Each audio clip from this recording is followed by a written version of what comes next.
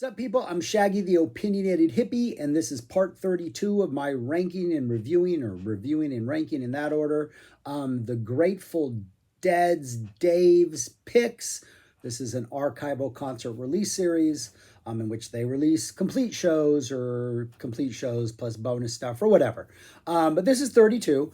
It is a 3 CD set, a complete show from March 24th, 1972 at the Spectrum in Philadelphia, the home of a lot of really good shows. The Dead, Zappa, other bands. But this, I would say, is it comes right in the middle of like what is their best period, 72, 73, 74. This is early 73. And it's a typically great 73 show, but I don't think there's anything in this show that really elevates it to like essential must hear status. It is just from start to finish a really solid show. Some awesome set list decisions, some pretty interesting jams, though none of them, as I said, are truly epic. And then a a, a sequence of songs that has caused a lot of debate over the years that we'll get to when we get to the second set. And I think maybe Dave, by releasing this series, and the Grateful Dead organization by releasing this, has maybe definitively put the argument to rest, but I actually don't think so. But anyways, we'll get to that. But anyways, again, a 73 show. The first set is actually longer than the second set. And the first set is the entirety of the first disc, plus what, 30, 40, over 40 minutes of the second disc. It is a long first set. High energy. There's a couple like vocal flubs, but those come more out of, it seems like, enthusiasm and like being in such a rush to like get on with it, than more of like a lackadaisical, not paying attention type thing, or a checked out type thing. It's like, we're too hyped. Calm down. Focus on the lyrics. One of those, I think, occurs in Bertha right off the bat, which opens up the show. We get a Bertha, Beat It On Down the Line, really good opening combo. Don't Ease Me In. Not my favorite song when it closes sets, because I think it's kind of a little anticlimactic. But as a third song early in a set, really, really good energy. The Race Is On. Bob drops The Race Is On, and we're not even close to May. I guess we're close to May. But yeah, he would usually always play it on Kentucky Derby Day. Really good choice of songs. We get a Cumberland Blues. Like, we are 5 for 5 as far as the song choices come. We get a Box of Rain after that. Really, really good set list.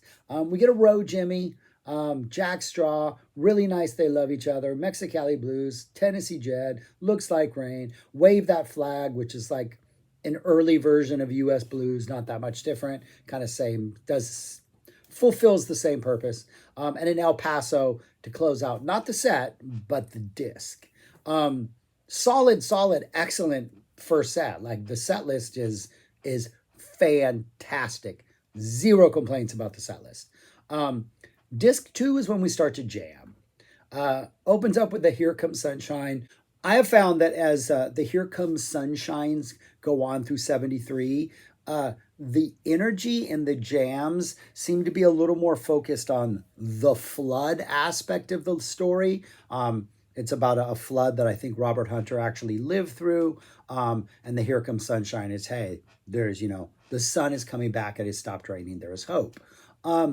And it seems like the early Here Comes Sunshine, and this is completely one of them, focus on the Here Comes Sunshine aspect of the tale. And there's a very joyous feel to it, kind of celebratory, a lot jazzy, upbeat in the jam. And this is a really good, well-played, solid, good energy Here Comes Sunshine. But as the year goes on, the Here Comes Sunshine starts to seem like the energy focuses more on the flood and like the heartache and the misery and the suffering, and there's a darker undertone to them. I like those better. But this is a really, really good Here Comes Sunshine. It's just there are other ones that are just way much more epic than this. But really good energy, and it shows the band is just jamming in fine form tonight. We get a Me and Bobby McGee, a Loser, and then a Playing in the Band. And the Playing in the Band is nice. It's long. It's stretched out. It's kind of just your typical exploring lots of ideas, kind of all over the place, playing in the band. Yeah, some good energy throughout. It's definitely not one of the best playing in the bands of 73. Definitely not one of the best of 74. It's a 45-minute one that is just epic. But it's a good, solid playing in the band. I think the highlight of the first set is probably the Here Comes Sunshine. That energy is just really positive, and just the set list in general. Really, really, really enjoyable first set. Second set opens up with Promised Land, which I think is a good opener. I think that feels, I like the energy of that. We get a China Rider flirting with the Feeling Groovy. It doesn't seem like we hit the Feeling Groovy really hard, but it's got that joyful little bounce in that middle jam. A Big River, a Stella Blue. Phil Lesh is driving these things. He is the muscle in these things. He is, throughout the entire show, Phil Lesh is being Phil Lesh, but there are certain moments when it just seems like his energy is what's driving the thing. Big River and Stella Blue seem to be that. We get a Me and My Uncle, and that closes out disc 2. Disc 3 opens up with a He's Gone. Pretty good He's Gone. Nice, kind of relatively short, but nice little bluesy jam once the vocals are finished. That goes into a Truckin'. The Truckin' jam, once we finish the song, well-performed song, we get to the end and we kind of escalate quickly into that, like, that peak. And then we don't really drop down too far, but we go into like this steady sort of jam that just gradually gets like sort of quieter and sparser and just kind of slows down. And it's almost like the momentum of the song is carrying us. And finally, when that momentum runs out, one of 3 things happens at this point. Either so they keep jamming, and they keep jamming for quite a while. And so either that jam slows down to a low simmer and continues as Truckin', which means that this essentially would be a 32-minute Truckin', or, as has been argued for many, many, many, many decades, that you can hear right when things are about to wind down, there seems to be this tension between like Jerry and Phil. And Jerry seems to like tease some Dark Star energy, briefly, very briefly.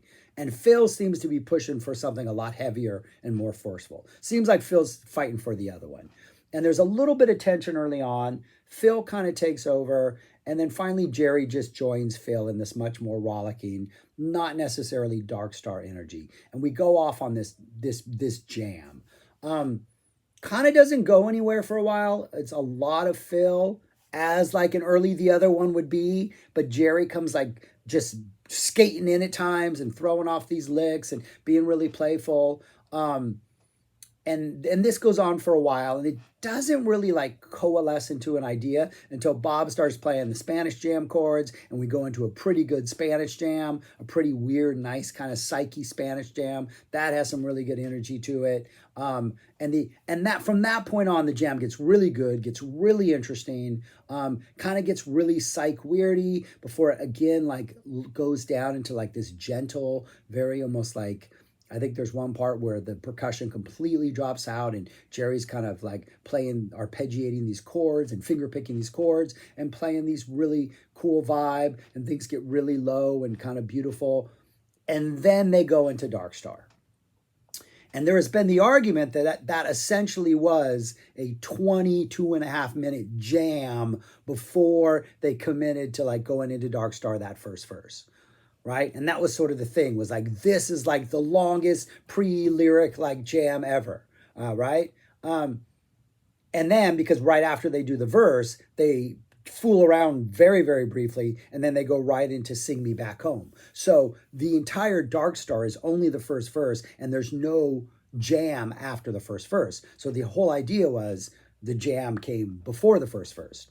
Well, in the release, it now is Truckin', for 10 minutes, the jam for 22 minutes, Dark Star for 4 minutes and 10 seconds, which officially then makes this the shortest Dark Star ever, with almost no jam at all.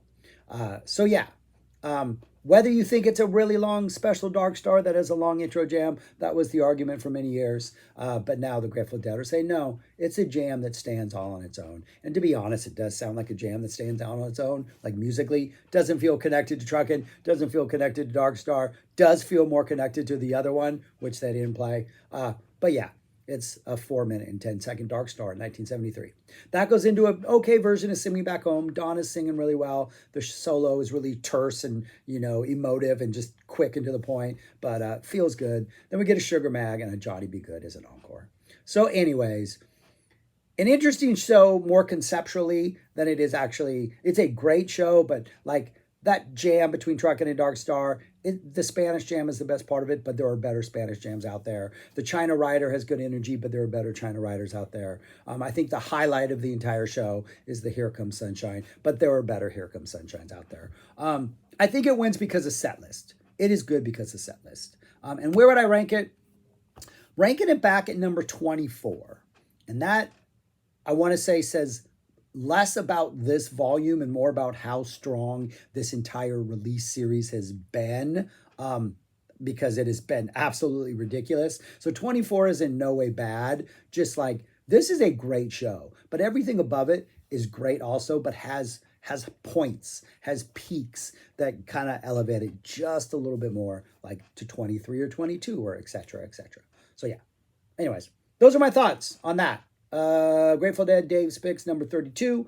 I highly suggest you go listen to it. It is a fun, enjoyable, satisfying listen. Comment, subscribe, like, share, and go listen to music, people. Go listen to all the music. Peace. Talk to you later.